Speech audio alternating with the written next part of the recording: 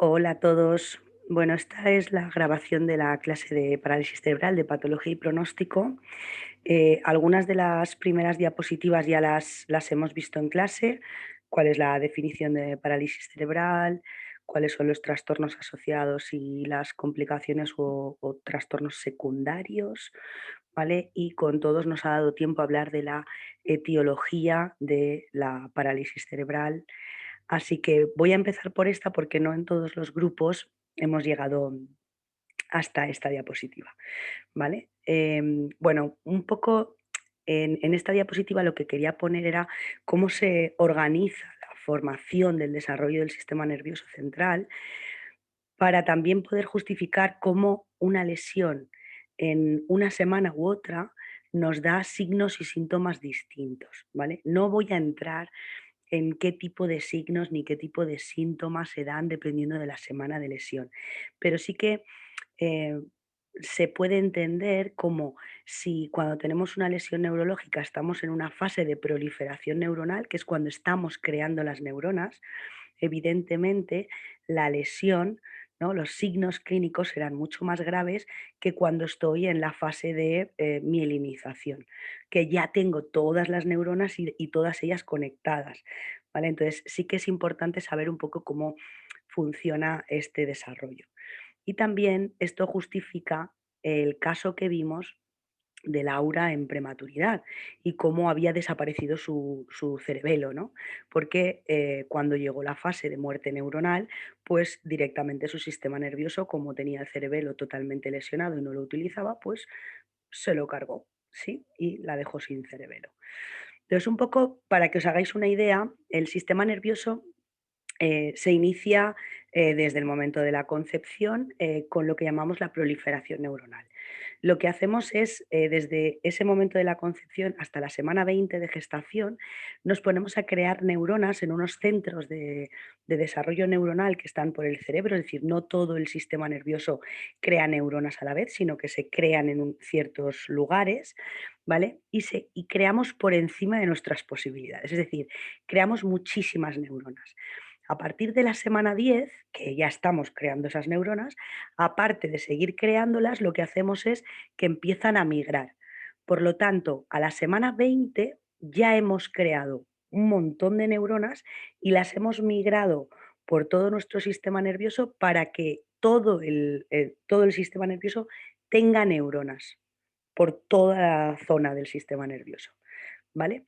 A partir de esa semana 20 y hasta los 12 meses después de nacer, lo que hacemos es crear los axones y las dendritas, ¿sí? Es decir, empezamos a crear esos axones y esas dendritas neuronales, ¿vale? Y a partir de la semana 30 y hasta 12 meses después de nacer, creamos la proliferación sináptica y las células gliales, es decir, unimos las neuronas, ¿sí? Y rellenamos los huecos que quedan. Una vez ha pasado eso, empieza lo que llamamos la fase de muerte neuronal, es decir, entre el mes 12 y el mes 18 después de nacer, todo lo que no hemos unido o rellenado que no nos sirve, lo que hacemos es que hacemos muerte neuronal, descartamos esas neuronas y las destruimos, ¿vale? Por lo tanto, primero creamos muchos, las proliferamos y las migramos por todos los lados, luego nos salen las dendritas y los axones, luego las unimos y rellenamos los huecos y cuando acaba eso, lo que no hemos usado, lo tiramos, ¿vale? A partir de una vez hemos hecho la muerte neuronal, lo que empezamos a hacer es a mielinizar, es decir, recubrimos de mielina esos axones para que la conexión sea más rápida, ¿vale? Sobre todo durante el primer año de vida es cuando más hacemos esto, ¿vale? Y la eliminación sináptica se dice que se da a partir de los 10 años de vida, ¿vale? Esta es la razón por la que un diagnóstico de PC o un diagnóstico oficial en la mayoría de los trastornos de desarrollo no se puede hacer antes de los 18-24 meses, porque todavía estamos en fase de muerte neuronal y de organización del sistema nervioso o de formación del sistema nervioso. Por lo tanto, todavía no podemos asegurarnos que lo que vemos antes de los 18 meses es lo que vamos a ver después, ¿vale? Por eso el diagnóstico es un poco más tardío.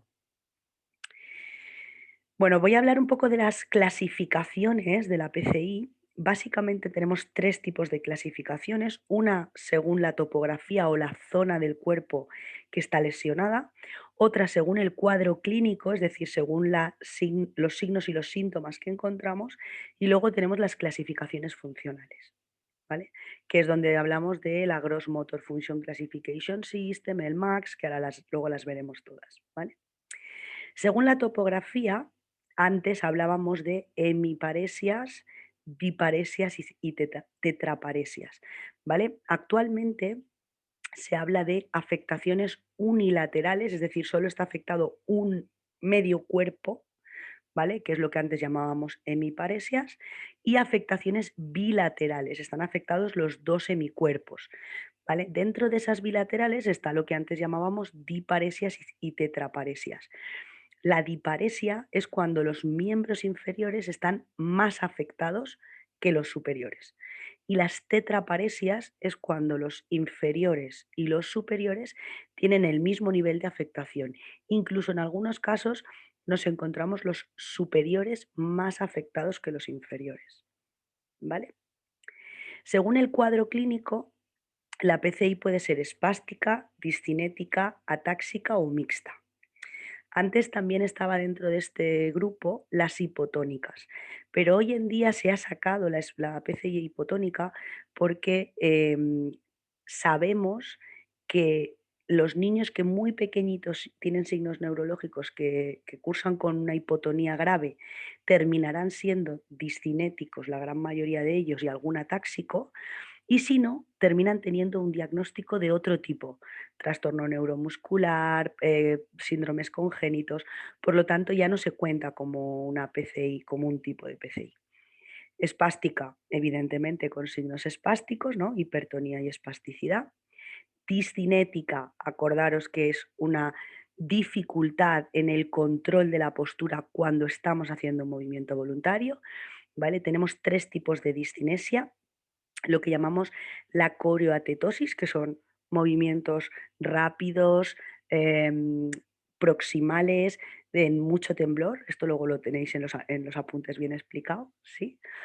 Los atetósicos, que son niños que tienen un tono de base más bien bajo, aunque sabéis que los discinéticos fluctúan en el tono, ¿vale? Y que tienen movimientos distales de las articulaciones, lentos, sinuosos y en modo circular o reptante, ¿vale? Yo digo siempre que son los niños que bailan sevillanas, ¿vale? Porque son niños que se mueven haciendo este tipo de movimientos cuando quieren ir a coger un objeto, ¿vale?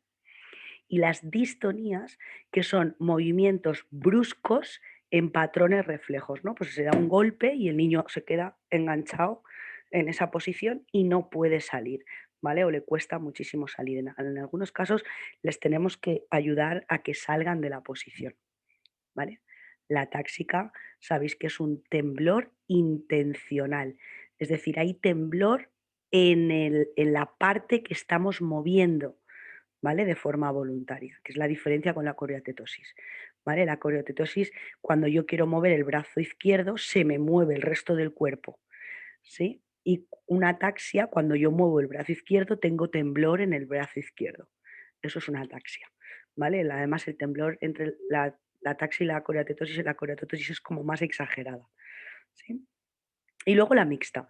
La mixta puede ser cualquier mezcla de ellas. Yo puedo encontrarme una espástico coreatetósica, una espástico-atetósica, una espástico-distónica, una espástico-atáxica, ¿sí? Me puedo cualquier mezcla. La más común de todas las mixtas es la espástico-distónica, ¿vale? Que además tiene muy mal pronóstico funcional, como veremos ahora cuando hablemos de las clasificaciones funcionales, ¿vale? A nivel funcional, a día de hoy, tenemos 5 sistemas funcionales para clasificar a los niños funcionalmente según 5 actividades básicas, ¿vale? La Gross Motor Function Classification System, que es la primera que veis, pero la he puesto en castellano, que es el sistema de clasificación de la función motora gruesa. La MAX, que es el sistema de clasificación de la función manual. El EDAX, que es el sistema de clasificación de la alimentación y de la función orofacial, ¿vale? La capacidad para deglutir y para masticar. y la seguridad. El sistema de clasificación de la función comunicativa, la capacidad que tiene un niño para poder comunicarse con otros, y el sistema de clasificación de la función visual, que todavía no lo tenemos traducido al español ni validada la traducción. Estamos en ello, pero está costando más de lo que nos esperábamos, ¿vale? Entonces, ¿qué tienen en común? Siempre están clasificados en 5 niveles funcionales. El uno siempre son los niños más funcionales, los que son más independientes. El 5 siempre son los niños más dependientes, es decir, los más afectados. Y en el 3 es donde, em, si introducimos productos de apoyo, pueden ser funcionales, pero sin esos productos de apoyo, no hay funcionalidad, ¿vale? Siempre tienen esas cosas en común, ¿sí? Los tenéis todos, ¿eh? Bueno, según la topografía, ya os he contado un poco, cómo es el, unilateral, bilateral. Sí que os quería poner la diferencia que hay entre plegia y paresia, porque oiréis que a veces dicen hemiplegia, otras veces hemiparesia, ¿vale? En principio, la parálisis cerebral, no hay una ausencia total del movimiento nunca. Por lo tanto, nunca hablamos de plegias, no hablamos de diplegias ni de hemiplegias. Esto se habla, o tetraplegias, se habla más en las lesiones medulares cuando están hablando de un corte total, ¿no? En la sección medular. Se habla más de paresias porque queda algo de movimiento y hay sensibilidad. ¿Vale? Pero es verdad que en inglés no hacen esta diferenciación entre términos. Entonces, muchas veces cuando se traduce, la gente lo usa indistintamente. Pero bueno, sí que quería que lo supierais cuál es la diferencia entre un término y el otro. O sea, que lo correcto sería hablar de paresias, ¿vale? Diparesias o hemiparesias. Bueno, esto es la zona que lo tenéis lesionado, que lo hemos hablado un montón de veces. Sí, acordaros, una alteración atáxica es una alteración del cerebelo, la espasticidad es en la vía piramidal y en todo lo que viene de la corteza motora por la vía piramidal para controlar el movimiento voluntario, y la distonía es una alteración de los ganglios basales. Esto sería un poco cómo diferenciar, ¿no? O el algoritmo para, saber el cuadro clínico que tiene o no, ¿vale? Entonces, normalmente lo que siempre nos planteamos es, si hay hipertonía o no hay hipertonía. Si hay hipertonía, lo que pensamos es, ¿están afectados los 2 lados o solo uno? Pues si solo es uno, es unilateral, y si son los 2 es bilateral. Si no hay hipertonía, lo que nos preguntamos es, ¿el tono es fluctuante? Si el tono es fluctuante, será una discinética. Si el tono no fluctúa, si siempre hay hipotonía, ¿vale? Se irá hacia una ataxia, ¿vale? Por lo tanto, si el tono fluctúa y se va a una discinética, ahí es donde nos tenemos que plantear si es una coreotetósica, una tetósica o una distonía, ¿vale? Esto, em, a vosotros no vais a hacer diagnósticos, médicos, esto se encargan otros y que se apañe cada uno. Pero creo que sí es interesante para saber, eh, relacionar, ¿no?, el cuadro clínico con el tono de base, ¿sí? Los niños espásticos siempre son hipertónicos, aunque recordar que los músculos espásticos son débiles. Por lo tanto, os vais a poder encontrar un niño hipertónico, espástico y con debilidad muscular, ¿vale? Los niños discinéticos tienen tonos fluctuantes, es decir, hay un momento en el que parece que es hipertónico y al momento parece que no tiene tono, ¿vale? Fluctúa entre uno y otro, aparte de los movimientos no controlados. Y los niños atáxicos siempre tienen un tono de base bajo, todo el tiempo, tienen hipotonía, ¿vale? Estos son los, sistemas de clasificación funcional, nivel por nivel, ¿vale? Pues como podéis ver, el nivel 1 es que camina sin limitaciones, el 2 que camina con limitaciones, el 3 que lo hace caminando con un producto de apoyo, el 4 tiene una movilidad muy limitada y el 5 es una persona que es transportada o que va en una silla a motor, pero muy dependiente.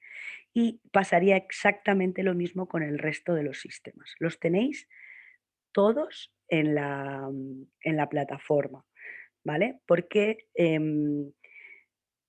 no necesitáis aprenderos de memoria todo el sistema, pero yo en el caso de parálisis cerebral sí que os voy a decir, ¿no? Este es un niño o un niño que acude a consulta con tantos meses que tiene una PCI espástico-distónica nivel 5 de la Gross Motor Function Classification System. Tendréis que saber lo que significa, ¿vale?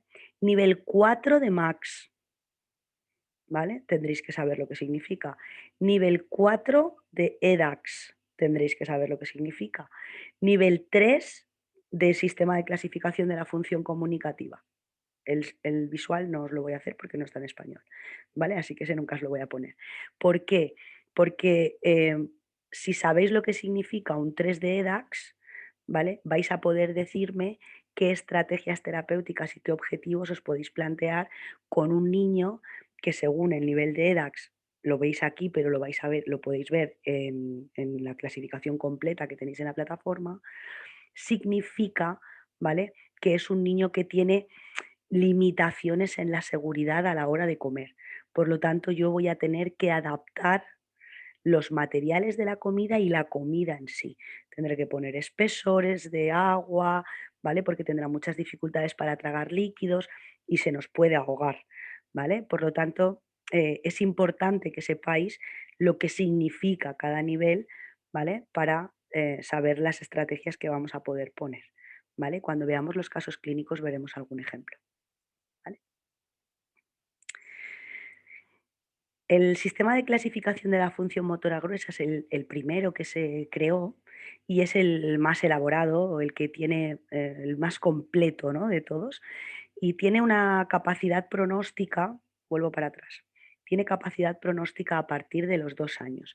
Eso significa que cuando yo clasifico a un niño en un nivel 2 de la Gross Motor Function Classification System a los 2 años, ¿vale? Ese niño va a ser siempre un nivel 2 y yo voy a poder saber, si me vengo aquí, qué va a hacer un niño nivel 2 de los 2 a los 4, de los 4 a los 6 y de los 6 a los 12.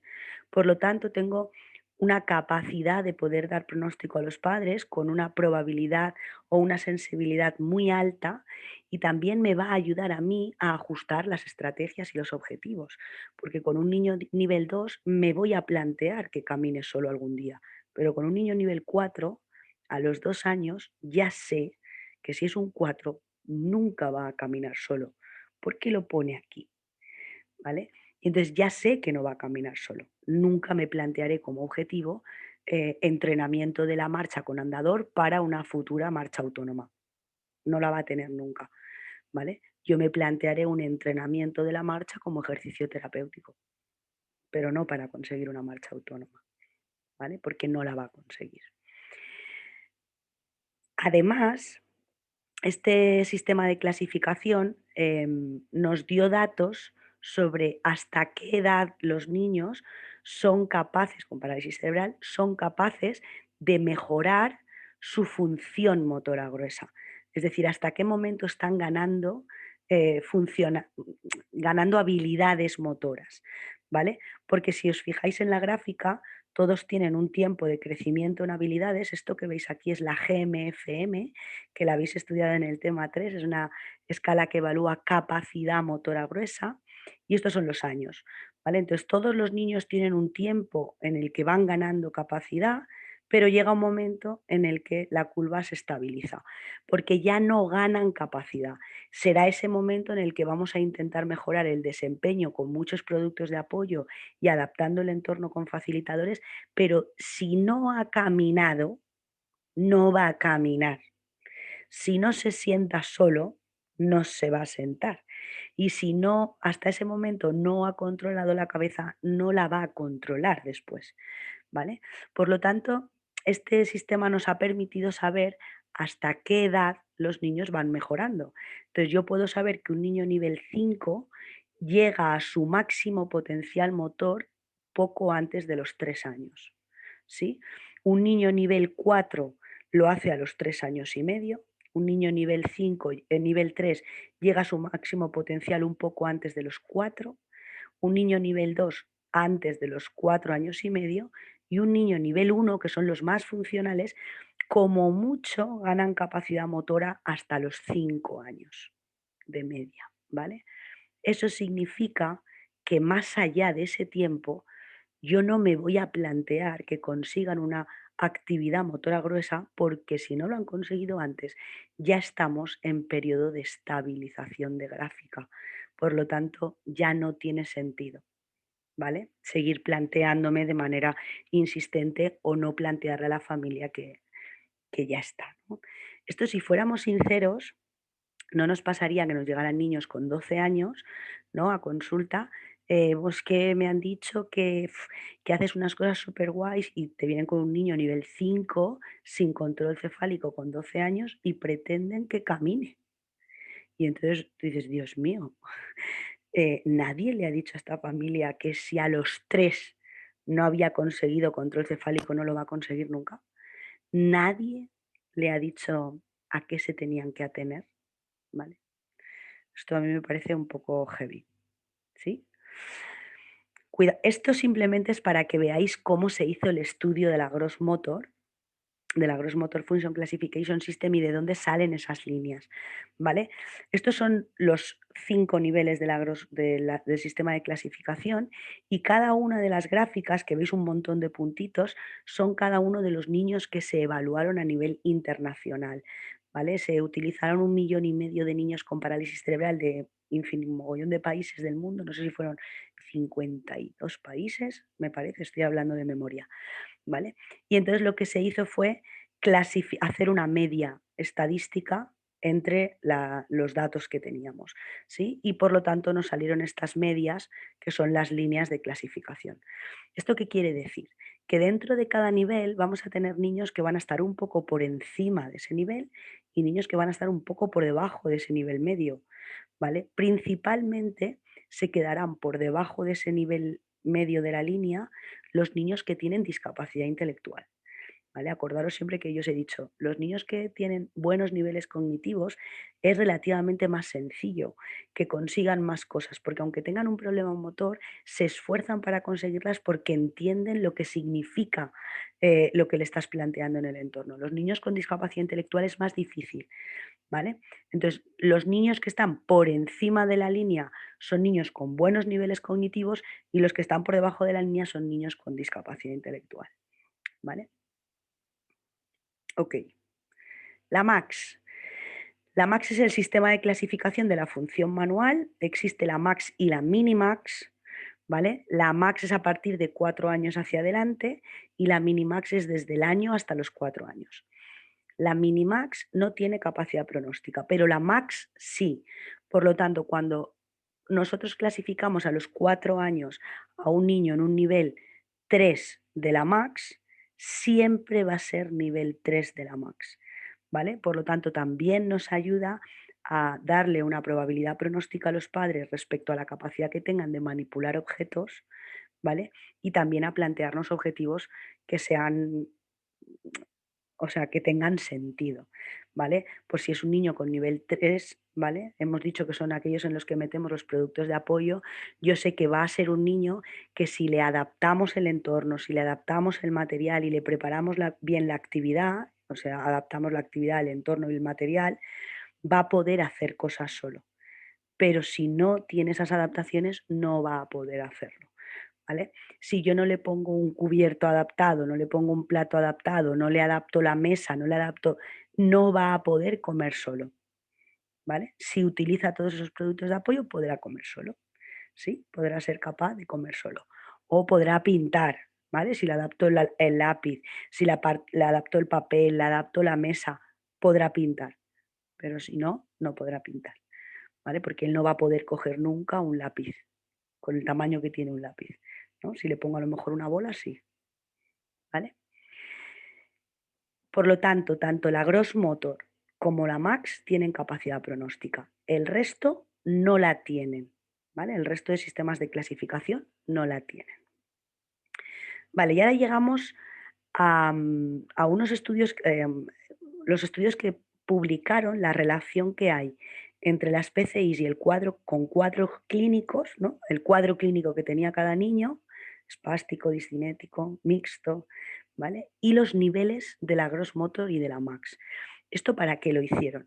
Porque si me tengo que esperar hasta los 2 años para hacerme una idea de por dónde van a ir los tiros, a lo mejor si soy capaz de saber el cuadro clínico que tiene un niño, es decir, yo con 3 meses veo que ese niño es atáxico, ¿vale? Yo me pueda imaginar por dónde van a ir los tiros porque sepa dónde están los atáxicos dentro de los niveles funcionales, ¿vale?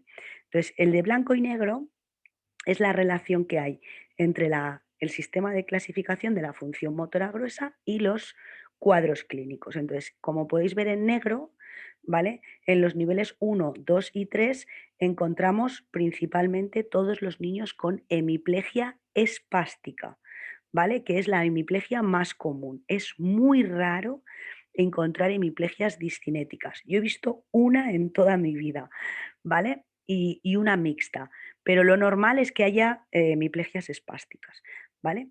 Hay un pequeño trocito en los niveles 4 que suelen ser los niños hemiplégicos que tienen epilepsias refractarias. La epilepsia refractaria, que es la que no funciona la medicación, son niños que tienen muchos problemas de control de tono, de control postural, porque no pueden estar muy activos porque enseguida tienen crisis, ¿vale? Y tienen discapacidades intelectuales muy graves, pero si os fijáis es muy pequeñito, ¿vale? Así que principalmente están en los niveles 1, 2 y 3, el 4 es mínimo, ¿vale?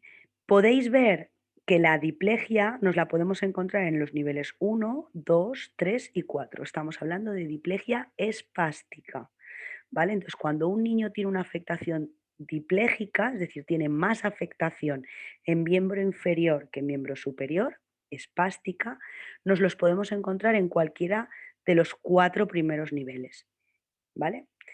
Cuando tenemos una cuadriplegia o una tetraplegia espástica, nos los vamos a encontrar en los niveles 4 y 5, que son los niños con peor pronóstico, ¿sí? Los niños más dependientes, porque tienen afectación de miembro inferior y miembro superior igual o incluso más afectado el superior, ¿vale? Esos niños tienen malos pronósticos. Si hablamos de los niños discinéticos, veis que nos encontramos un pequeño grupo en el 2 que coincide con los coreoatetósicos. En el nivel 2 podemos encontrar a todos los coreoatetósicos. Son niños discinéticos que serán funcionales. A pesar de todos los temblores, serán funcionales y podrán caminar solos, ¿vale? Y en el nivel 4 y en el nivel 5 nos encontramos los atetósicos y los distónicos, que había 3 tipos de discinesia.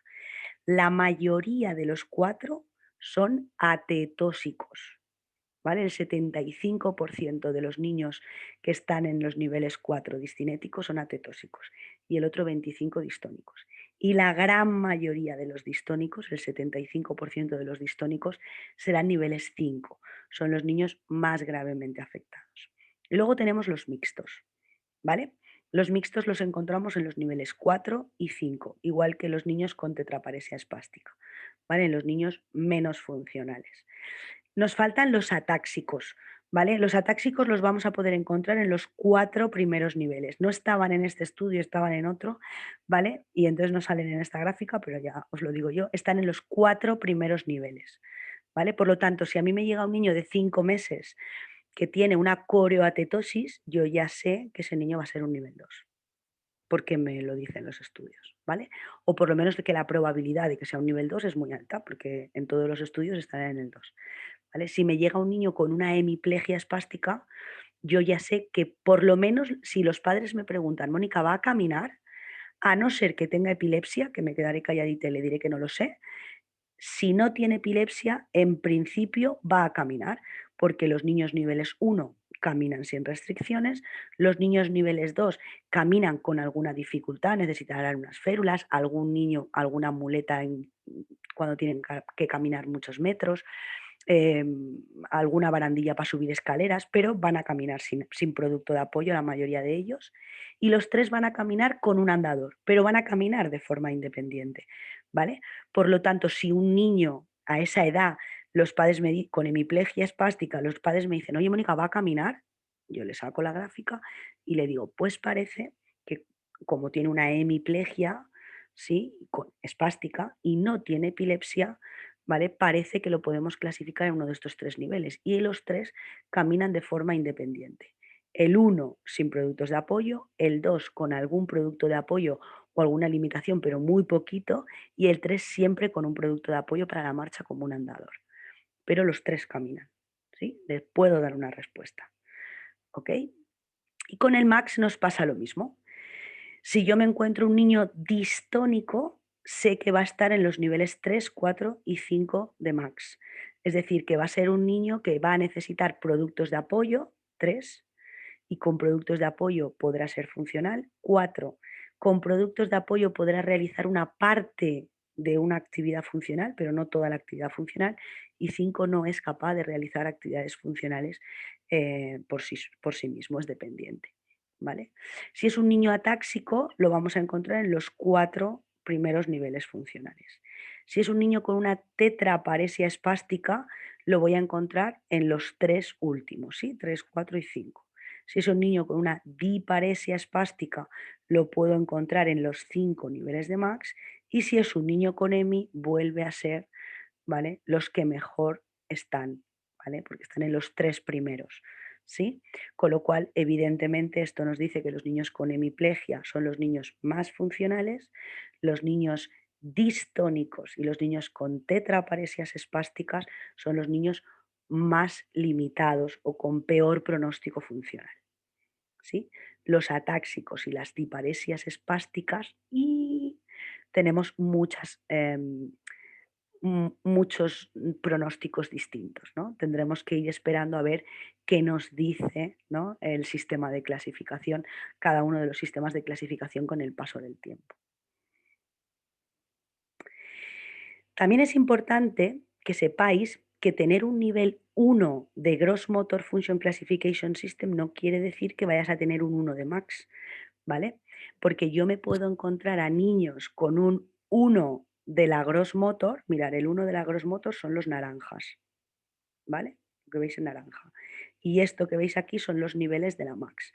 Entonces yo me puedo encontrar un niño que tiene una Gross Motor de 1 con un nivel 1 de Max, el 60%, ¿sí? Pero me puedo encontrar un niño con una Gross Motor de 1 que tenga un nivel 2 de Max y niños que tienen nivel 3 de Max. Es decir, que hay combinaciones entre unos y otros. Por eso, ¿por qué? Porque tenemos niños que tienen mayor afectación de miembro superior que de miembro inferior. Y los niños con hemiplegia, hay un porcentaje más elevado de niños con más problemas a nivel de la mano pléjica que del pie pléjico, ¿vale? Entonces, hay diferencias entre un max y una gross motor. Hay diferentes mezclas. Evidentemente, como podéis ver, no os vais a encontrar un niño con una max de 5 que tenga un gross motor de 1. No existe esa posibilidad, ¿vale? Hay mezclas, pero no tan exageradas, ¿sí? Aquí podéis hacer el análisis de cuántas mezclas podéis encontraros, ¿vale? Entre max y gross motor. Este es el sistema de clasificación de la función comunicativa.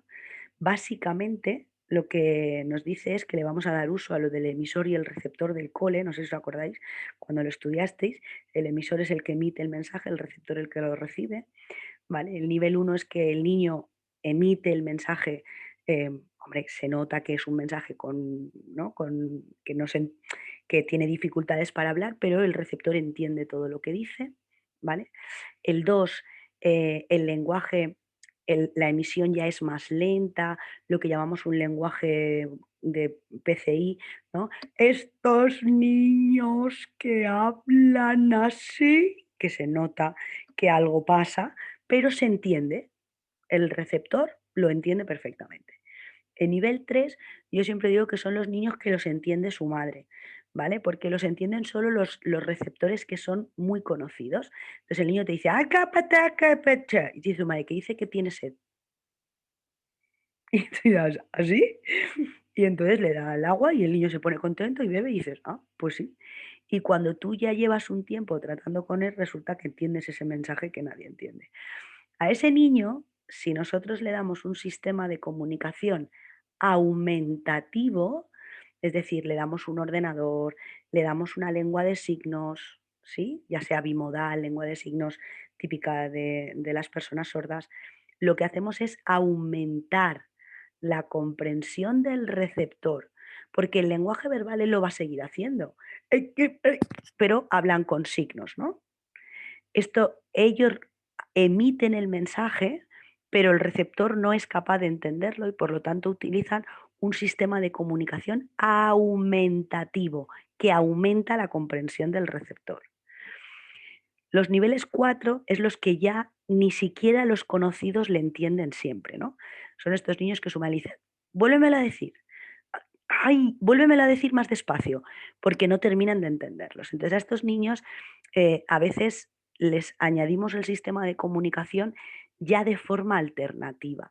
Es decir, nosotros intentamos que siempre emitan el mensaje oral, pero utilizamos el sistema para que todo el mundo, incluso los conocidos, les podamos entender.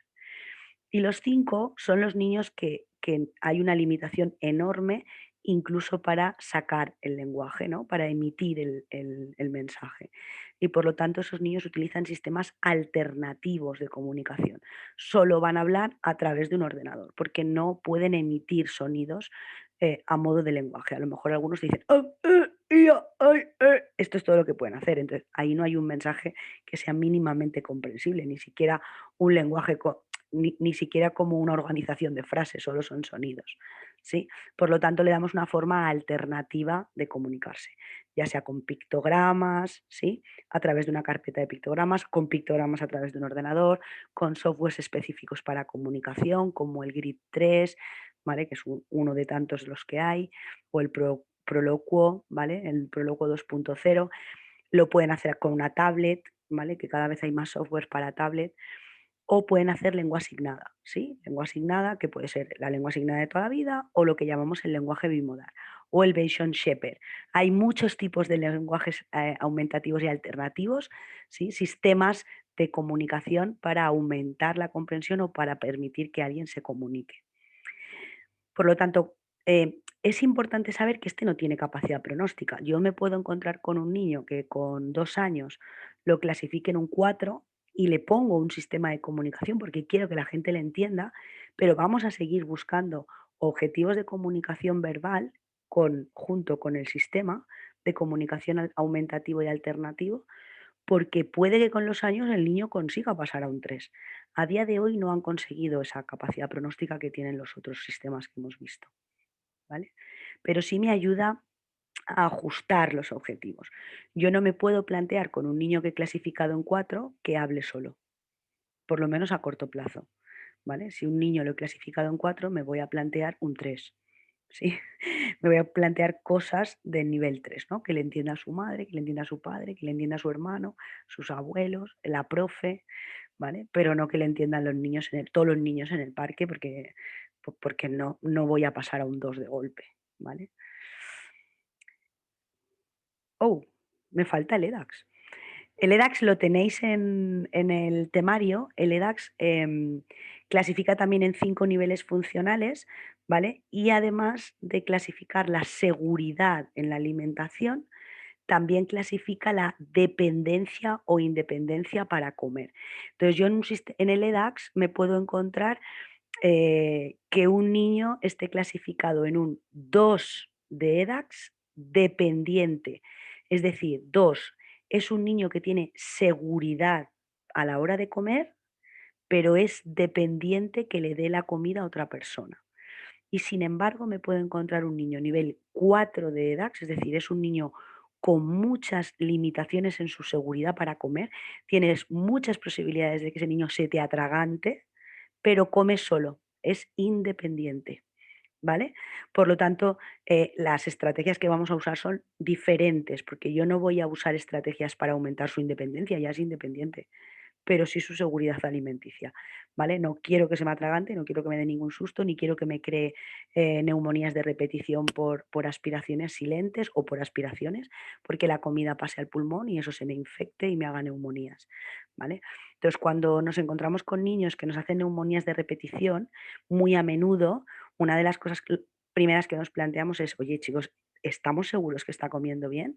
¿Estamos seguros que no le pasa comida al pulmón? No, no tose, ya, es que existen las aspiraciones silentes, ¿vale? Hay niños que no tosen, eso es en silencio, ¿sí? Pasa la comida, los niños algunos abren los ojos así, como diciendo, hostia, hostia, pero ni tosen, ni hacen gesto, ¿no? Ni lloran, simplemente abren los ojos. Otros se les caen las lágrimas, ¿sí? Es que cuando le doy de comer, llora. Parece que no le apetece comer. Mierda. Vale, mierda, porque cada vez que pasa comida al pulmón, supongo que todos os habréis atragantado alguna vez, en vez de poder toser porque no tiene capacidad para hacerlo, se le caen las lágrimas de lo desagradable que es, ¿sí? Los atragantamientos en la comida en patologías en niños con patología neurológica es una de las principales causas de muerte, ¿vale? Así que cuidado con eso, ¿vale? Si necesitamos poner en marcha estrategias, pues pondremos estrategias si os descargáis el EDAX, ¿vale? Que está en la plataforma, ahí podéis ver la clasificación perfecta, la independencia, la dependencia y las estrategias, los espesantes, ¿no? Los niños, los espesantes, comer cosas más pequeñitas, los biosolubles, es decir, comida que cuando entra en la boca se deshace sola, ¿vale? ¿Qué tipos de estrategias se pueden usar?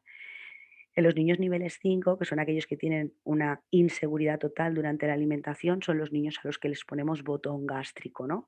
Ese agujero que va directo al estómago y les damos de comer con jeringuilla, introduciendo la alimentación ya triturada o incluso alimentos específicos que venden así, directamente al estómago, ¿no? Luego cerramos el botón y ya le hemos metido el alimento en el estómago.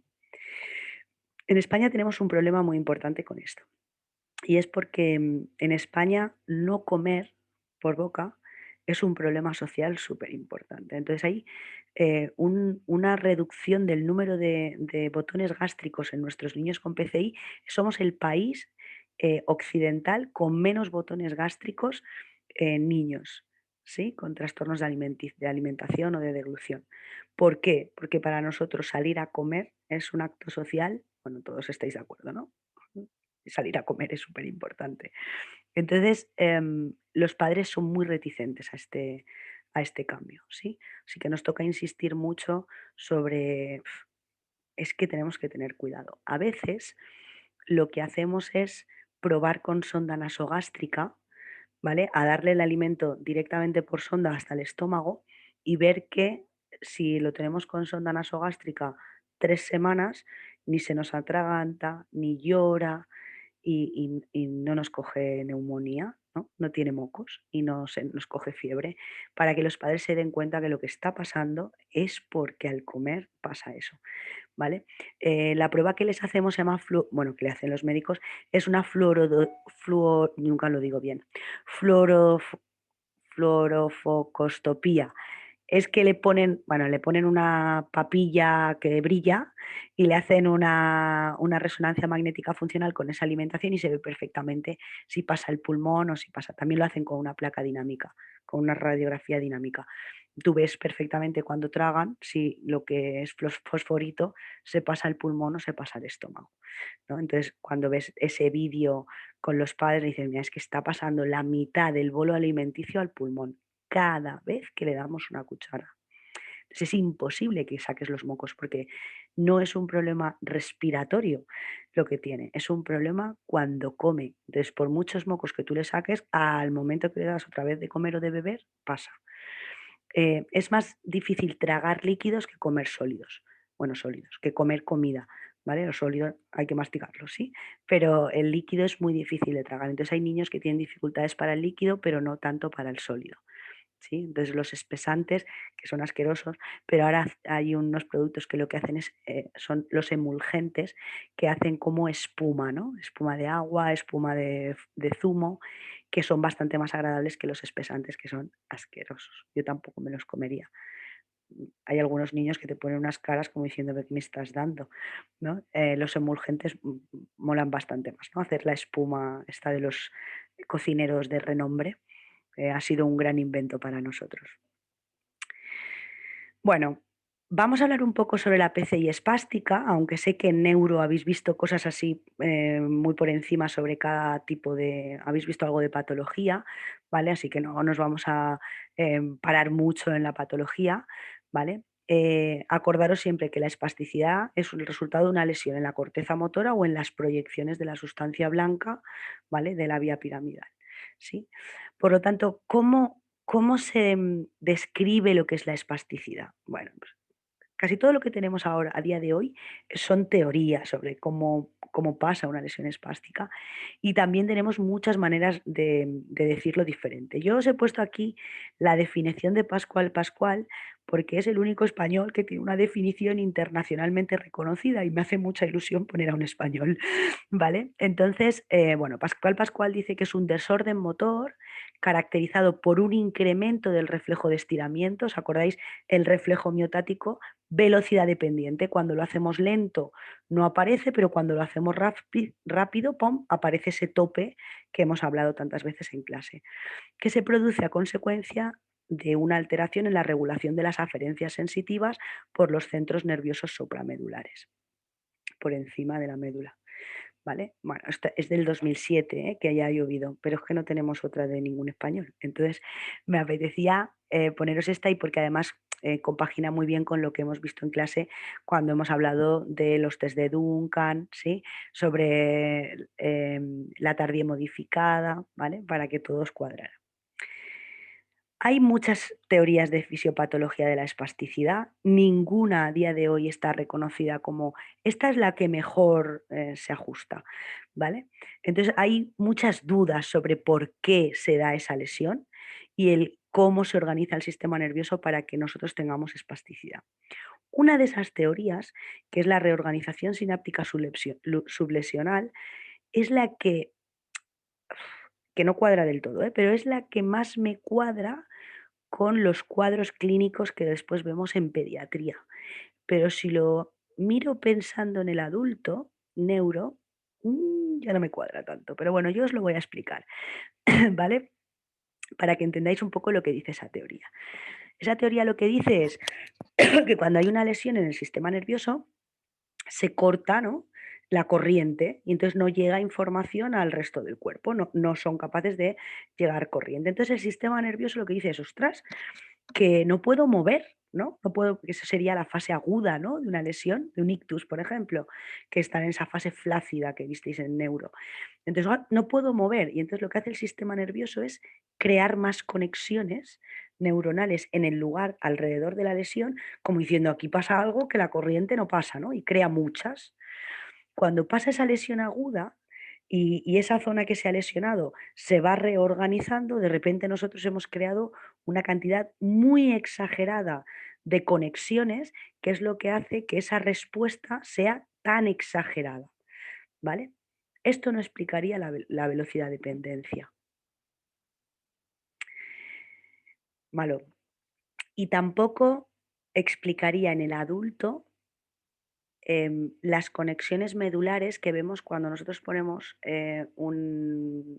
por ejemplo, bueno, en la tesis de Luis Baraja, cuando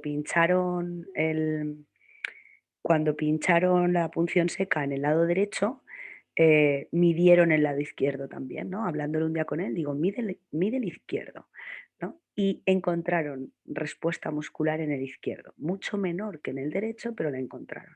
Eso quiere decir que a nivel medular, y en la parte medular, tenemos una conexión entre un lado y el otro. Y esto es lo que explicaría los movimientos asociados o los movimientos en espejo que vimos en el vídeo de la Merrill, ¿no? Que hay como una conexión que crea eso. Esta teoría tampoco explicaría esa conexión medular que existe entre los dos semicuerpos, pero es que todas tienen sus errores. Entonces, la realidad es que no tenemos ni pajolera idea de por qué se da esa espasticidad.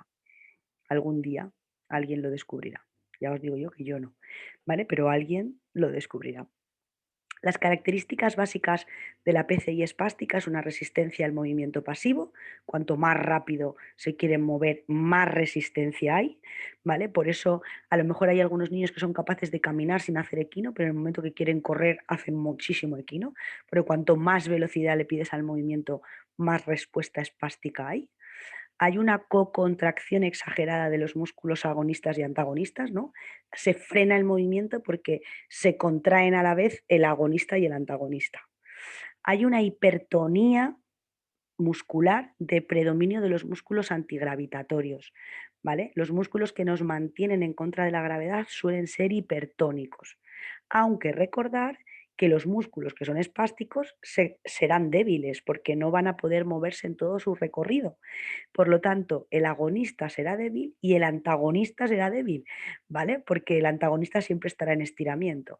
Por lo tanto, yo me voy a encontrar una hipertonía con una debilidad muscular y una espasticidad, ¿vale? Por eso muchas veces la gente dice, es espástico y tiene hipotonía de tronco. No, no tiene hipotonía de tronco, lo que tiene es debilidad de tronco, ¿vale? Una cosa es el tono y otra cosa es la fuerza.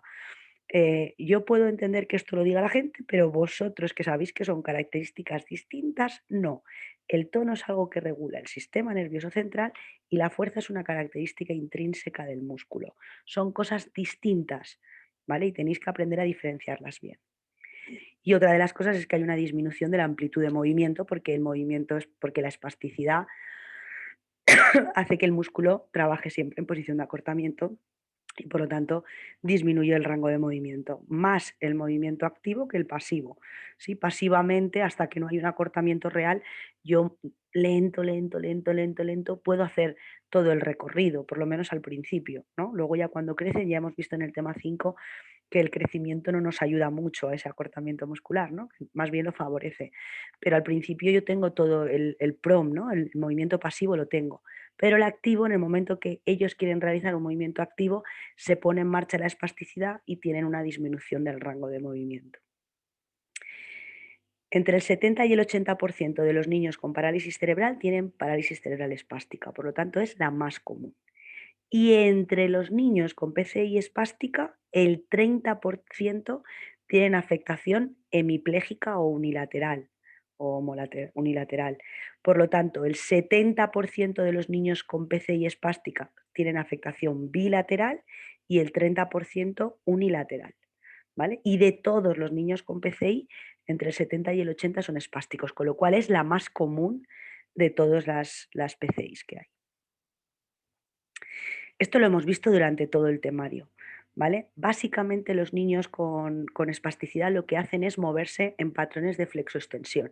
Acordad siempre que nos cuestan mucho las rotaciones, por lo tanto ellos se mueven en patrones estereotipados que llamamos de flexoextensión, porque se mueven bien haciendo contracción global y extensión global, ¿vale?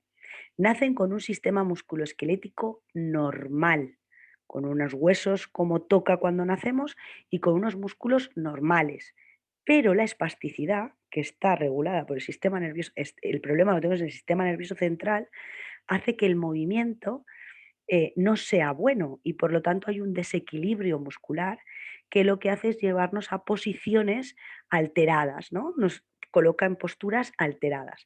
Eso hace que el crecimiento muscular sea malo, que pierdan fuerza porque aparece lo que llamamos la patología del sarcómero muscular, porque no, los músculos no pueden moverse en todo su rango y entonces los sarcómeros van teniendo diferentes tipos de alteraciones. Y eso hace que con el tiempo aparezcan los acortamientos musculares o retracciones musculares como tal, ¿vale? Y esas retracciones musculares son las que me van a llevar a las famosas deformidades osteomusculares, ¿sí? Me llevarán a tener deformidades óseas, articulares, ¿vale? Esos son efectos secundarios o trastornos secundarios de la PCI espástica, ¿vale? Porque los niños con afectaciones discinéticas e atáxicas tienen menos alteraciones osteomusculares porque no tienen esa alteración tan marcada de estar siempre en la misma posición estática, ¿vale? Ni tienen tantos acortamientos musculares, porque los discinéticos tienen un tono que es fluctuante, por lo tanto, unas veces están en una posición y otras veces están en otra, y los niños atáxicos tienen un tono bajo que aunque puede que la posición no sea la mejor, sí, a veces, ¿no? Si nosotros controlamos un poco ligeramente la postura, ellos no están en una posición de acortamiento todo el rato, ¿no? Están más bien en posición de relajamiento, que digo yo. Los niños con PCI y espástica todos van a evolucionar a una posición muy marcada, ¿vale? En la que las piernas se van a ir a aducción, a flexión y a rotación interna, que es esa postura que yo siempre os hago en clase, ¿no? De estar con las piernas, con las rodillas mirando hacia adentro. Esto es súper típico. Los patrones de miembro superior sí que varían, ¿vale? Entre dos tipos, ¿no? El que llamamos el candelabro, que es cuando tienen los brazos aquí, o cuando tienen los codos en extensión, ¿sí? Que están, uy, qué mal se ve, y están con los brazos estirados, ¿no? Aquí abajo. Sí, estos son los 2 patrones. Evidentemente no tienen por qué tener el patrón completo, ¿sí? Yo puedo tener a un niño con una EMI aquí, ¿no? Y que cuando esté relajado casi no se note y cuando vaya a hacer algo se le vaya más la mano, ¿vale? Pero yo os enseño los patrones más generales, ¿vale? Si lo tuvieran todos sería candelabro, ¿sí? Como si fueran cogiendo 2 candelabros. La historia natural de la parálisis cerebral siempre tenéis que pensar que nos va a llevar a un patrón flexor. Cuando vimos la marcha, ¿sí? Vimos cómo el aumento de peso y el aumento de altura hace que al final el gemelo, ¿sí? Aunque esté espástico y al principio nos haya dado patrones en equino, si os acordáis, ¿vale? Teníamos el equino verdadero y la marcha saltos, ¿vale? Al final, con el tiempo, lo que hacía es que se estiraba el tendón de Aquiles, ¿vale? Y pasábamos a la posición agazapada, que al final es un patrón en flexión. Entonces, todos los niños terminarán evolucionando hacia patrones flexores. Y esos patrones flexores son muy difíciles de contrarrestar y hace que se gaste muchísima energía. ¿Vale? La marcha agazapada o la posición en bípedo agazapada gasta muchísima energía. ¿Vale? Cuanto más afectación funcional tengan, es decir, los niños 4 y 5, ¿vale? Tienen más posibilidad de llegar antes a ese patrón agazapado o tenerlo desde el principio. Los niños 1 y 2, que son los más funcionales, normalmente suelen tener otros tipos de patrones y con el crecimiento, si no lo controlamos, a lo mejor pasamos a marcha agazapada. Y los 3, yo siempre digo que están en el límite del bien y del mal, ¿vale? Porque son niños muy complicados que, aun teniendo mucho cuidado, nos van a pasar a una posición agazapada, ¿vale? Pero nuestra función es que lleguen lo más tarde posible, ¿vale? Porque puede que tengamos un niño que camine con un andador, ¿vale? Y que sea funcional y que según va creciendo, deje de usar el andador para pedirme una silla porque su marcha agazapada hace que gaste muchísima energía y me diga, a mí dame una silla o dame otro producto para moverme porque yo no puedo más. ¿Sí? La afectación bilateral espástica. Tenemos 4 tipos de marcha, las hemos nombrado en el tema 6 un montón de veces. El equino verdadero es aquel en el que hacíamos el recurvatum, ¿vale? ¿Os acordáis? Hacíamos un contacto inicial o bien con el pie, con la punta del pie y flexión de rodilla, o bien con todo el pie en el suelo y extensión de rodilla. Cuando llegábamos a la fase media hacíamos hiperextensión, ¿vale? Y luego hacíamos el arrastre de los dedos. Eso es una marcha en equino verdadero. La marcha saltos es en la que estamos en equino, pero además la rodilla está flexionada y la cadera también, ¿vale? Y vamos dando como saltitos. El equino aparente es aquel que parece que no tiene un equino porque ha hecho el pie en balancín, aquel cambio del brazo de palanca, ¿os acordáis del pie que rotaba internamente y el escafoides iba hacia adentro? En realidad, si nosotros quitamos el zapato, vemos el talón elevado y por lo tanto está en equino, pero desde fuera no se ve. Por eso se llama equino aparente, ¿vale? Y la marcha agazapada es la marcha en triple flexión, ¿vale? Las hemos visto en el tema de marcha. Y estas son las posiciones de los miembros superiores, ¿sí? O bien los hombros, lo que hemos dicho antes, están en ADD y rotación interna, ¿sí? Con extensión de codos, o bien están en ABD y rotación externa con flexión de codos, que es el candelabro, ¿vale?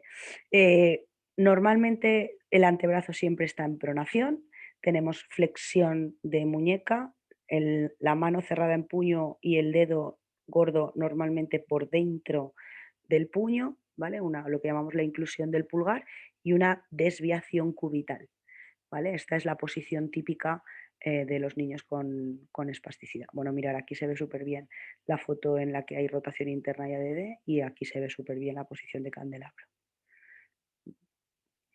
La afectación unilateral es más compleja, ¿vale? Siempre que hay más funcionalidad, hay más patrones distintos, ¿vale? Es más difícil porque hay muchos más patrones diferentes porque eres más funcional y entonces los niños se acomodan de diferente manera. Pero si os fijáis, os van a aparecer los mismos que los anteriores, pero con subtipos, ¿vale? Tenemos una hemiplegia tipo 1, que es aquella en la que nos encontramos una debilidad de los flexores dorsales sin espasticidad del gemelo, ¿vale? Nos vamos a encontrar que los flexores dorsales no tienen fuerza para elevar el pie y por lo tanto van arrastrando el dedo. Luego nos encontramos el equino verdadero, pero con la rodilla no afecta, ¿sí? Con lo cual yo voy a encontrar a un niño caminando con el equino todo el rato, pero que la pierna hará flexión cuando toque hacer flexión y hará extensión sin recurvatum cuando toque, ¿vale? Pero todo el rato en equino. Y porque claro, como un lado está bien, lo que harán es apoyar mucho el lado que está bien, ¿no? Y luego tengo el equino verdadero con recurvatum, que sería lo mismo que el equino verdadero que hemos visto antes, pero en un lado del cuerpo solo. Luego tengo la rodilla de marcha saltos, ¿vale? Que es el mismo tipo de marcha que hemos visto antes. Y luego ya tengo los saltos con alteraciones en las rotaciones del miembro inferior, ¿vale? Por lo tanto, la hemiplegia tipo 4 es una marcha a saltos donde me voy a encontrar una rotación interna y una aducción de la pierna, ¿vale? La pierna está en rotación interna y en aducción y además esa marcha a saltos. Y luego tenemos las hemiplegias distales que llamamos, ¿vale? Que es cuando encontramos una hemiplegia con un varo del retropié y una hemiplegia con varo y supinación, ¿vale? Que sería esta de aquí, ¿sí? La niña que yo conocí con afectación mixta, que os he dicho, hay muy pocas hemiplegias discinéticas, pues la que yo encontré con afectación mixta hacía esta marcha, ¿sí? Hacía esta marcha y cuando cambiaba el tono se pegaba unas hostias con panes porque de repente se quedaba sin tono y se iba al suelo. Y era una niña inteligente y entonces, bueno, era complejo porque no podía ser funcional porque al final el tono se iba y perdía la postura, ¿sí? Entonces, tenemos 7 marchas definidas, es decir, en la afectación bilateral tenemos 4, equino verdadero, marcha saltos, equino aparente y marcha agazapada, y en la hemiplegia tenemos 7. Las distales, que es hemiplegia varo y hemiplegia varo con supinación. Luego tenemos la equino verdadero con recurvatum y sin afectación de rodilla. Tenemos la marcha a saltos normal con la marcha a saltos con rotación interna y aducción y la hemiplegia tipo 1 que es debilidad de los flexores dorsales, ¿vale? Por lo tanto, en realidad, si os fijáis, tenemos 2 distales, 2 a saltos, 2 con recurvatum y la de debilidad, ¿vale? Y con los brazos nos pasa lo mismo, ¿vale? Tienen los mismos patrones, excepto el que veis aquí con flexión de codo y supinación. Pero en los niños, en pediatría, es muy raro encontrar este patrón. En los adultos con afectación neurológica, con daño cerebral adquirido, es bastante más común encontrar ese patrón donde el brazo está en supinación con la mano cerrada. ¿Vale? Es más común. En los niños es rarísimo. Yo nunca me he encontrado ninguno. ¿Vale? En todos los estudios dicen, en algunos ni aparece y en otros aparece un caso cada no sé cuántos. O sea, yo no me he encontrado nunca ninguno. Es muy raro, ¿vale? Sin embargo, en los adultos con una hemiplegia por ictus es muy común, ¿vale? Así que, bueno, muy común, es más común, ¿vale? Pero los patrones son los mismos, ¿sí? Desviación cubital, cierre en puño, pulgar por dentro, ¿sí? Pronación de antebrazo y luego flexión de codo, ¿vale? Con rotación externa, ¿sí? Y ABD o extensión de codo, ¿sí? Con ADD y rotación interna, ¿vale? PCI discinética. La PCI discinética es una afectación de los ganglios basales o de sus conexiones con el área prefrontal y premotora, ¿vale? Lo que llamamos la famosa vía piramidal. el 70% de los niños que tienen afectación de este tipo tienen una causa perinatal, es decir, asfixia, hiperbilirrubinemia, ¿vale? Normalmente es por los problemas durante el parto. ¿Os acordáis que yo os decía? Muchas veces nos llegan los papás y nos dicen, ha sido durante el parto. Y tú dices, no. ¿Por qué? Porque tiene una hemiplegia. Y si tiene una hemiplegia espástica, no es durante el parto. ¿Sí? Durante el parto o nos da tetraparesias mixtas o nos da afectaciones discinéticas. ¿Sí? O ha sido un problema de prematuridad, ¿no? Una hemorragia intraventricular grado 3 o grado 4 que nos da síntomas discinéticos. Es decir, que tiene siempre causas perinatales o el 70% tiene causas perinatales. También puede ser un tumor, ¿vale? La triada característica de las discinesias son las fluctuaciones de tono, los movimientos involuntarios y la persistencia de los reflejos primitivos, ¿vale? Que cuando están tranquilos desaparecen. Desaparecen los movimientos incontrolados, desaparecen los reflejos y desaparecen las fluctuaciones de tono. Es decir, que cuando están durmiendo o semiadormilados, ni hay movimientos incontrolados, ni hay fluctuaciones de tono, ¿vale? Por lo tanto, cuando ellos intentan hacer un pequeño control postural activo o un pequeño movimiento activo, entonces es cuando aparecen las características de los movimientos involuntarios y la fluctuación del tono. ¿Vale? Acordaros siempre que los ganglios basales son los encargados de mantener la postura y el equilibrio para prepararnos para el movimiento voluntario, ¿vale? Con lo cual son los que nos ayudan a la estabilidad, famosa estabilidad de cinturas, ¿sí? De cintura pélvica y de cintura escapular. Los tipos de discinesia, que os lo he dicho antes, sí, acordaros, la coreatetosis, los movimientos involuntarios irregulares, arrítmicos, rápidos, breves, sí, más proximales, ¿vale? Estos movimientos así, sí. Las atetosis, que son contorsiones reptantes de las partes distales, los que bailan sevillanas, ¿vale? Y las distonías, que son los movimientos que se hacen en un patrón reflejo, que se hacen a nivel de giro, ¿vale? Y se quedan enganchados. Estos son los tres tipos de discinesias. Acordaros que las coreoatetosis son niveles 2 de la gross motor. Los atetósicos, el 75% de los atetósicos estarán en el nivel 4 de la gross motor, no podrán caminar solos, podrán dar pasos con un andador y con ayuda de un adulto para girar el andador, pero se podrán mantener de pie con apoyo. Esto es importante para los cuidadores principales, ¿eh? Y la gran mayoría de los distónicos, el 75% de los distónicos serán niveles 5, totalmente dependientes. La gran mayoría de ellos no llegarán a tener control cefálico nunca, ¿vale? ¿Qué otras características comunes tienen los discinéticos? Tienen una fase de latencia que llamamos, o una fase, latencia quiere decir que cuando nos llegan muy, muy pequeñitos, muchos de ellos son hipotónicos, ¿vale? Y cuando empieza a aparecer el movimiento voluntario es cuando aparece la discinesia. Es decir, son niños que tienen pobre repertorio de contorsión. ¿Os acordáis de los movimientos generales del tema 3? Son niños que tienen pobre repertorio de contorsión, que parecen muy hipotónicos, ¿sí? Que luego no aparecen los movimientos fidgety y que cuando empiezan a hacer pequeños movimientos voluntarios contra gravedad, entonces aparecen las distonías, ¿vale? Suelen tener un cociente intelectual normal. La gran mayoría de los niños discinéticos son inteligentes, pero la gran mayoría son muy dependientes a nivel motor. Con lo cual hay mucha gente que confunde el trastorno motor con el que también tienen discapacidad intelectual.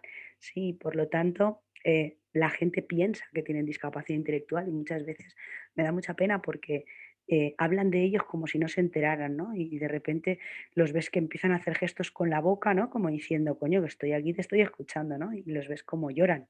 Y dices, oye, que os está entendiendo. No, que va a entender. Que sí, joder, que entiende.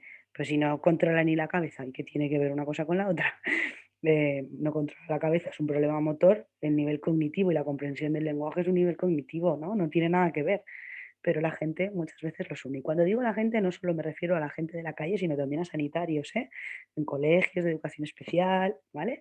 Entonces hay mucha gente que confunde estas cosas. Cuidado, ¿vale? Cuidado. Cuando os encontréis con un niño con discinesia, siempre dar por hecho que tiene buen nivel cognitivo y buscaros la vida para poder evaluarlo, ¿vale? Y para poder darle capacidad para comunicarse con sistemas de comunicación aumentativos y alternativos, aunque tengan muy poca capacidad de movimiento y muy poca capacidad de control motor, ¿vale? Hay movimientos involuntarios en reposo cuando no están durmiendo. Es difícil conseguir posiciones intermedias o en la línea media, porque son siempre las patologías siempre son asimétricas, ¿sí? Pero en ellos es súper difícil que lleguen a la línea media. Yo siempre digo que los niños discinéticos hay que darle las actividades laterales, ¿sí? Cuando yo le doy a un niño con una discinesia un objeto en la línea media, en el momento que quiere llegar a la línea media, se desencadenan todos los movimientos discinéticos. Y sin embargo, si se lo doy de forma lateral, sin acercarse a la línea media, tienen un poquito mejor de control motor, ¿vale? Tiene una respuesta muy exagerada a los estímulos porque tienen unos reflejos alterados primitivos, tienen movimientos anómalos en la boca, en la motilidad ocular, pueden tener estrabismo, pueden tener nistagmus, ¿vale? Mm, También hacen movimientos con la boca, ¿vale? Y en muchas ocasiones tienen la audición afectada. Recordar que si son alteraciones durante el parto, son alteraciones que se dan en todo el sistema nervioso de manera muy globalizada y por lo tanto nos afectan a muchas áreas, ¿no? A muchas partes del sistema nervioso. Son niños expresivos y atentos, ¿sí? Que generan mucha expresión con los ojos, muchísima expresión con los ojos, ¿sí? Y que cuando escuchan algo que les gusta, de repente esas fluctuaciones del tono se vuelven muy exageradas, ¿vale? Porque se ponen nerviosos y empiezan a subir y bajar el tono de una manera muy exagerada. Tienen baja tolerancia a la frustración. No me extraña, porque cada vez que intentan hacer algo, pierden la posición. Entonces se frustran muy, o sea, muy a menudo. Entonces, a mí cuando yo pongo baja tolerancia porque es así como se indica, pero es que lo normal es que tengan esa baja tolerancia, ¿vale? Imaginaros que cada vez que queréis hacer algo, aparece un movimiento que vosotros no queríais hacer y que os caéis al suelo. Entonces lo intentas una, dos, cinco, 25, 800, pero claro, llega un momento y dices que te den por saco, ¿no? Muy baja autoestima. Porque mucha gente los da por niños con discapacidad intelectual y no les hacen mucho caso, ¿no? Hay muy poco estímulo a nivel cognitivo y al final ellos también, si siempre todo sale mal, al final uno, pues la autoestima pues disminuye, ¿vale? Y también disminuye la motivación. Por lo tanto, es muy importante darles muy buen control motor externo, utilizar todos los productos de apoyo que podáis para controlar la postura y que esos movimientos incontrolados disminuyan todo lo que podamos, asientos, demeos, intentar controlar todo lo que podamos desde fuera para luego favorecer que puedan hacer parte ellos solos de una manera muy sencilla, ¿vale? Y acordaros siempre de intentar ponerle los estímulos o lo que queráis que haga, la actividad que queráis que haga de manera lateral, ¿vale? Y no en la línea media. Bueno, esto os lo he dicho cuando os he explicado dónde se encuentra cada uno, ¿vale? Acordaros que en la gross motor están en el 2 los coreatetóxicos y en el 4 y en el 5 los distónicos y atetóxicos, y en el max los atetóxicos suelen ser niveles 3, los coreoatetóxicos la gran mayoría son niveles 4 y en el nivel 5 tenemos unos poquitos coreotóxicos también y los distónicos, la gran mayoría, el 80% están en niveles 5. Con lo cual los distónicos son normalmente 5 y 5, 5 de gross motor y 5 de max. Los atetóxicos suelen ser 4 de gross motor y 3 de max. Y los coreoatetóxicos, lo más común es que sean 2 de gross motor y 4 de max. ¿Vale? Porque claro, imaginaros con una coleoacidosis comeros una sopa o con un tenedor, ¿sí? Me acuerdo de un niño que se le clavó una vez el tenedor y cuando lo soltó estaba el tenedor clavado, ¿sí? porque esos movimientos incontrolados para comer, por ejemplo, o para dibujar o para pintar son muy complejos, para lavarse los dientes, ¿sí?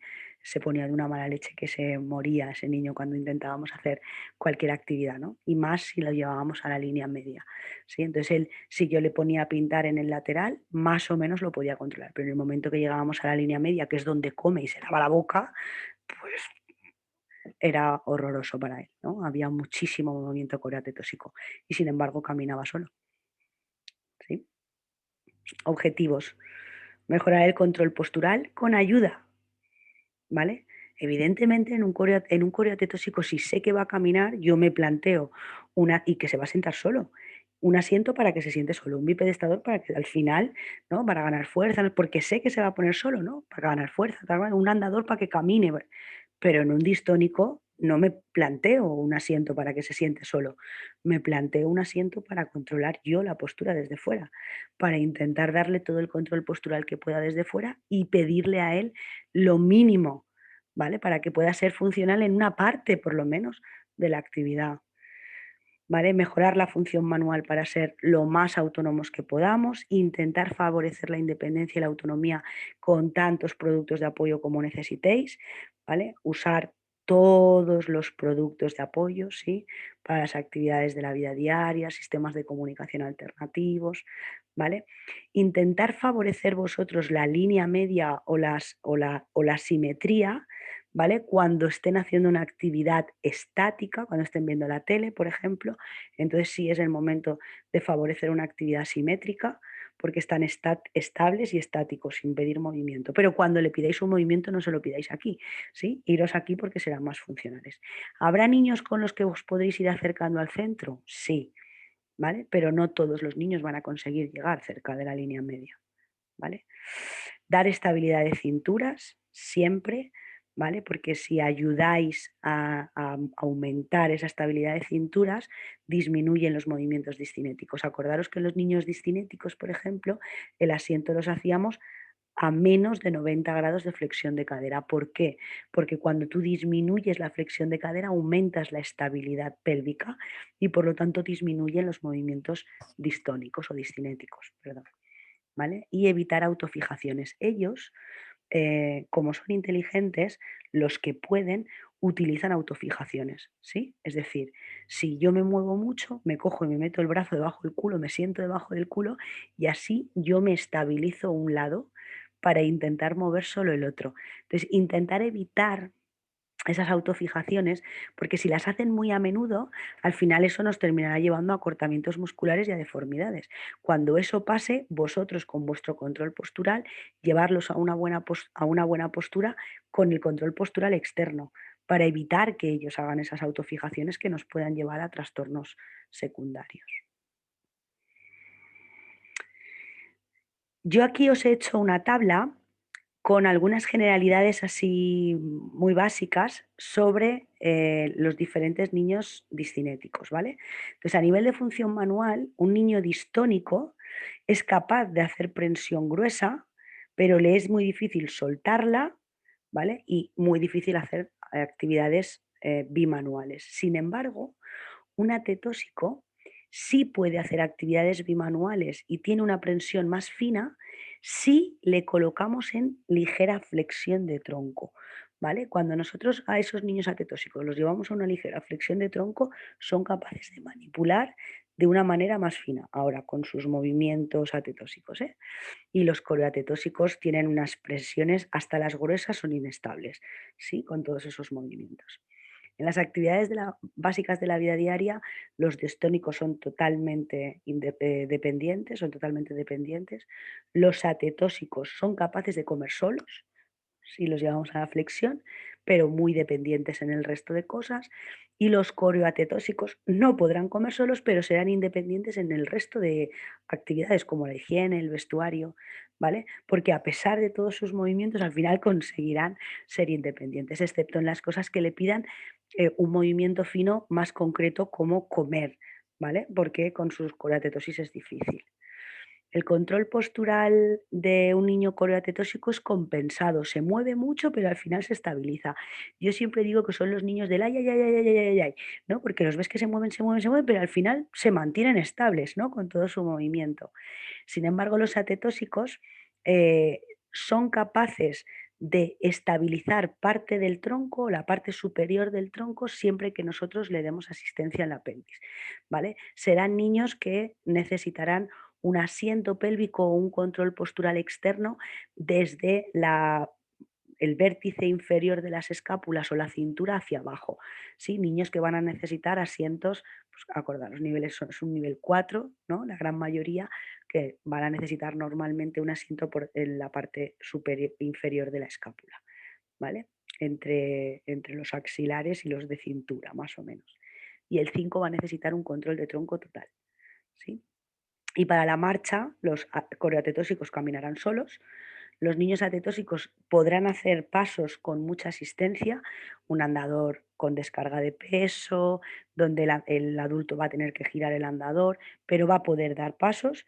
El niño con distonía va a ser muy dependiente o con una gran asistencia a un NF Walker, ¿sí? Con una dificultad manifiesta para poder generar. El vídeo que vimos del NF Walker de mi niña de las Islas Baleares era una niña distónica, ¿vale? Y con el NF Walker podía, pero ella tiene muy poca capacidad de movimiento voluntario. APC atáxica, ya acabamos.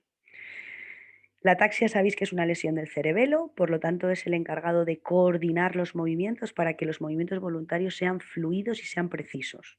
Por lo tanto, cuando tenemos una ataxia, lo que tenemos es una disminución en la capacidad que tenemos de coordinar esos movimientos. Y por lo tanto, lo que tenemos son temblores intencionales, es decir, tenemos temblor en la parte con la que estamos haciendo el movimiento, ¿vale?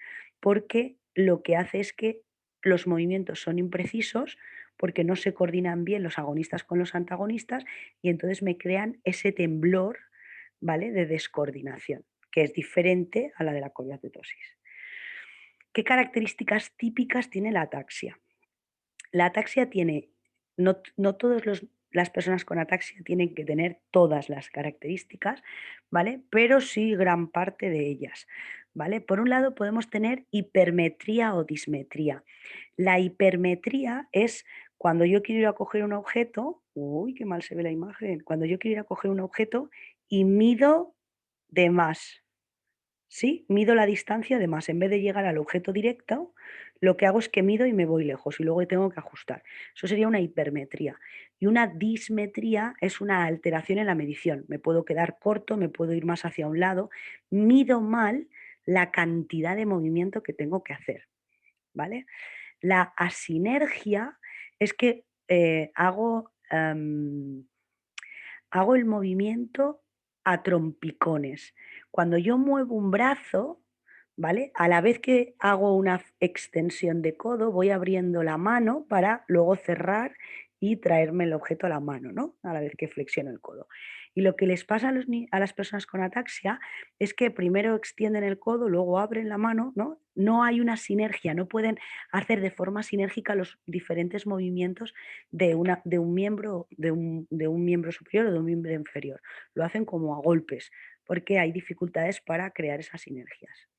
La diadococinesia, la más famosa de todos, es cuando la gente quiere cortar y hace esto, ¿no? Que es fijar una parte del cuerpo para aumentar la estabilidad en otro. La diadococinesia de sacar la lengua es muy común en mucha gente, ¿vale? Pero en los niños, en las personas con ataxia, hay muchas adiadococinesia, sí. Yo me estabilizo haciendo esto para pintar. A veces cierran los dedos de los pies, hacen flexión plantar, cierran los ojos y dices, si cierras los ojos no sabes cómo hacer lo que te estoy pidiendo.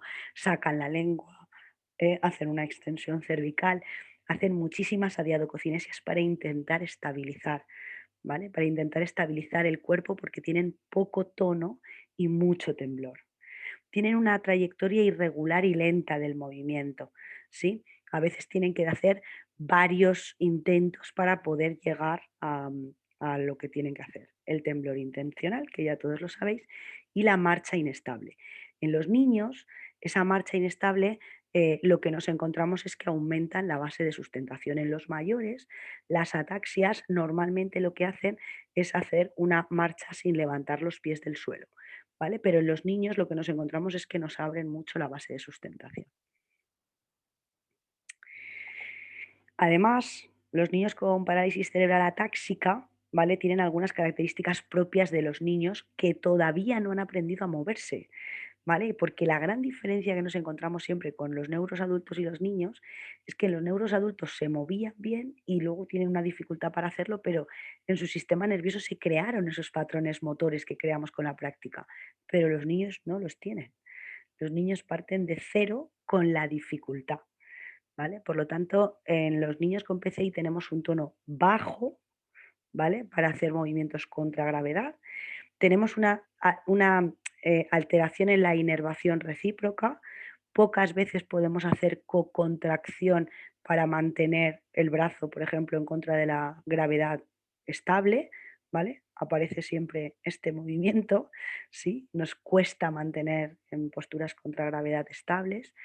Suelen ser niños que tienen nistagmus, ¿vale? Movimientos oculares normalmente laterales o horizontales, titubeo de cabeza pequeñito, balanceos de cabeza o de tronco hacia los lados o hacia adelante y hacia atrás, porque es una manera de regular el tono, ¿vale? De intentar aumentar el tono. Ellos se mueven, ¿vale? Así o así para intentar aumentar el tono y tienen reacciones de equilibrio tardías. Y esta es una de las cosas que a mí me da mucha penica porque son lentos en sus reacciones posturales. Por lo tanto, por ejemplo, en la reacción de paracaídas, cuando se caen, da igual el tiempo que pase, ¿no? Cuando se caen y ya se han roto los dientes, entonces aparece la reacción de paracaídas, ¿no? Y con Laura, por ejemplo, muchas veces, ¿no? Con la niña que vimos en prematuridad, muchas veces nos echamos unas risas y ella al final se mosquea, pero porque ella tiene la reacción de paracaídas, la tiene. El problema es que cuando esa reacción sale, ella ya está en el suelo hace un rato, ¿no? Entonces se enfada porque ella sabe lo que tiene que hacer y su cuerpo saca la reacción, pero no es capaz de mejorar la velocidad a la que hace la respuesta, ¿sí? Y luego tienen trastornos de la voz y del habla, ¿no? La voz que os he puesto antes cuando he hablado del sistema de clasificación de la función comunicativa es un lenguaje atáxico típico, ¿no? Los niños que hablan así, que se nota como un temblorcito detrás, es una voz muy típica de los niños atáxicos. Bueno, básicamente, si tenemos en cuenta que tienen hipotonía, inestabilidad de cinturas, dificultad para hacer movimiento contra gravedad, de moverlo contra gravedad y tienen alteraciones en la métrica, ¿no? En cómo miden para hacer el movimiento más ese temblor, pues básicamente lo que tendremos que hacer es darles estabilidad de cinturas, ¿sí? Ayudarles a que entiendan que con la práctica ellos pueden hacer un movimiento y aprender hacia dónde tienen que hacerlo para medirlo mejor, ¿vale? Y disminuir el temblor a partir de utilizar sistemas de control postural, ¿no? Pues Teratox, DMEOS, ¿no? Y mucha práctica, pero y ejercicio terapéutico a tope, ¿vale? Los niños con ataxia, como los niños discinéticos, como tienen una dificultad para la estabilidad de la cintura, también hacen fijaciones, ¿vale? Entonces, solo en el caso de esas fijaciones es cuando podemos tener acortamientos, ¿vale? Entonces, normalmente no ponemos en marcha programas específicos para intentar evitar los acortamientos musculares porque no tienen, los espásticos sí, pero los atáxicos y los discinéticos no suelen tener acortamientos musculares. Lo único que tenemos en cuenta es evitar o valorar si hacen fijaciones posturales para evitarlas, ¿vale? Pero no utilizamos estrategias para el mantenimiento de la elongación muscular porque no van a tener retracciones por espasticidad, porque no tienen espasticidad. ¿Vale? Esto es importante. Tienen una marcha tardía, recordar que se clasifican en uno, 2, 3 y 4 de la gross motor, la gran mayoría en los 3 primeros, los 3 caminarán, esos 3 caminarán, el 4 no. ¿vale? Lo hará a modo de ejercicio terapéutico, pero la gran mayoría de ellos van a caminar, ¿vale? Y esto ya lo he dicho porque me he adelantado. Hemos acabado el tema de hoy. Grabaré otro vídeo con bueno, grabaré 2, con los 2 powers que tenéis de intervención, ¿vale? Vale, chicos, pues por hoy hemos acabado. Gracias.